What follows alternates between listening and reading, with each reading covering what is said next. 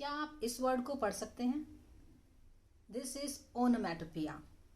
Onomatopoeia ये English में use होने वाला एक ऐसा लिटरेरी डिवाइस है जिसका यूज किया जाता है शब्दों के साउंड को बताने के लिए। जैसे कि हम हिंदी में पानी की आवाज को छपाक बोलते हैं, वैसे ही इंग्लिश में पानी से निकलने वाली आवाज को स्प्लैश बोला जाता है। एक मधुमक्खी जिस तरीके की आवाज निकालती है उसे इंग्लिश में बज कहा जाता है। एक बिल्ली की आवाज को मियाओ बोला जाता है।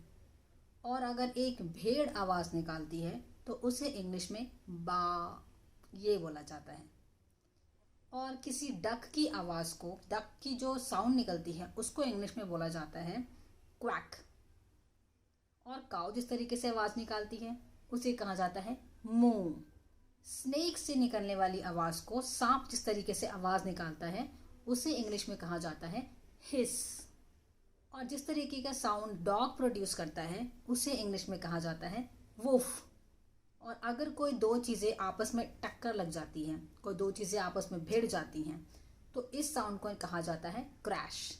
और अगर हम किसी के कान में कुछ बहुत धीरे से बोलते हैं, फुसफुसाते हैं, तो इसे इंग्लिश में कहा जाता है whisper.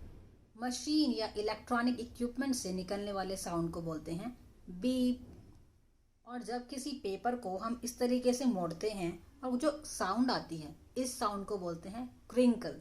So you can say I crinkled a piece of paper. और अगर मैं एकदम से गायब हो जाऊं तो इस तरीके के साउंड को आप बोल सकते हैं पुफ, लाइक दिस। और जब हम किसी को कहते हैं ना कीप क्वाइट, हम कहते हैं शांत हो जाओ, तो एक आवाज बोलते हैं हम, उसको आप इंग्लिश में बोल सकते हैं श्श।